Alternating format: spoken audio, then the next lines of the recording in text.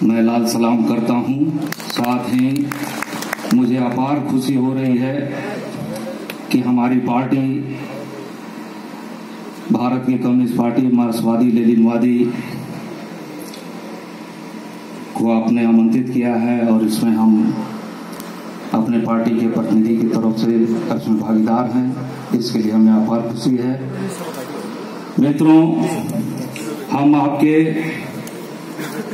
देश के बस बगल के पड़ोसी बिहार राज्य के चंपारण जिले से आते हैं और हम लोगों का जो नेपाल की जनता से रिश्ता नाता है वो शादी संबंध से लेकर के रोजी रोजगार से लेकर के पढ़ाई लिखाई से लेकर के ये तमाम हमारे रिश्ते और संघर्षों के रिश्ते एक दूसरे से जुड़े हुए हैं।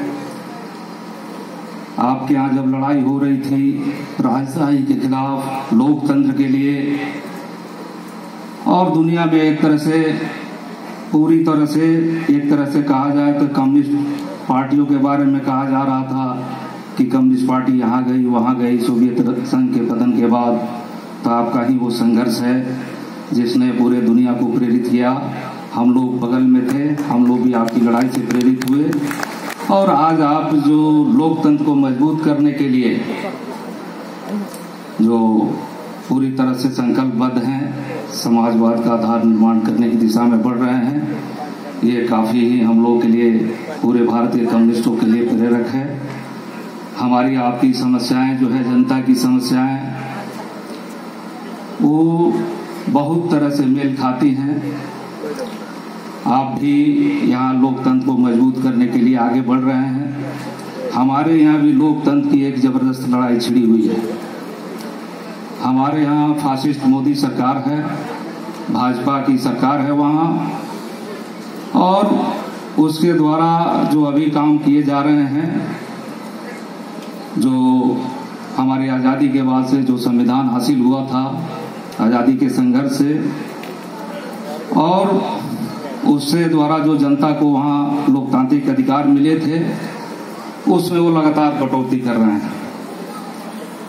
वहाँ जो है अभी उन्होंने मजदूरों के खिलाफ 4 श्रम कोड के नाम पर कानून बनाए हैं, जिसके खिलाफ एक जबरदस्त लड़ाई चल रही है। तमाम देश के मजदूर लड़ रहे हैं।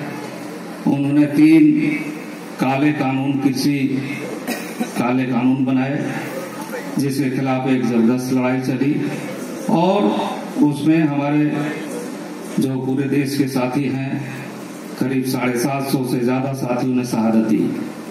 उसके बाद सरकार को पीछे हटना पड़ा है और एक जबरदस्त जीत हुई है।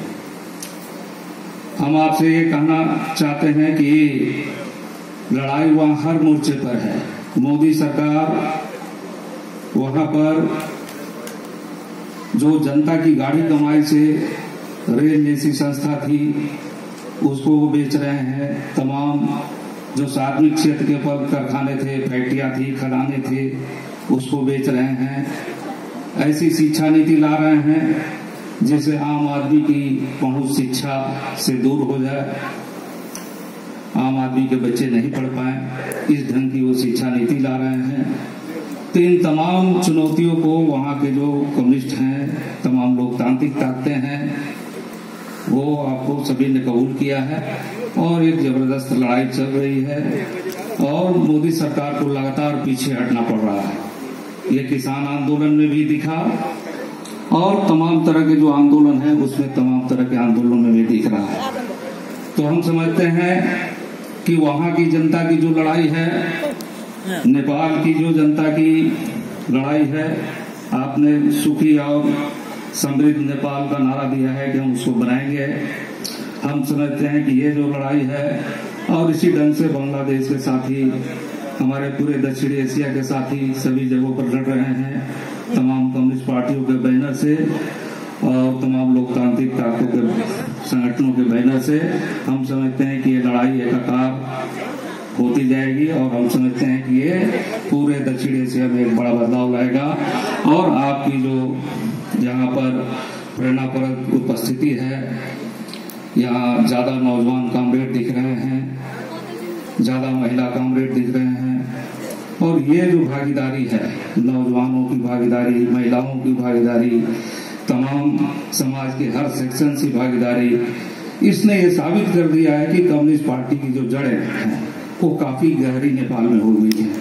और वो कल की एक अपार जो भीड़ थी, रैली थी, उसमें भी ये दिखा। इसके लिए आपकी कम्युनिस्ट पार्टी को हम फिर लाल सलाम करते हैं कि इतना मेहनत से काम ये हुआ है और हम लोग काफी बढ़ रहे हैं।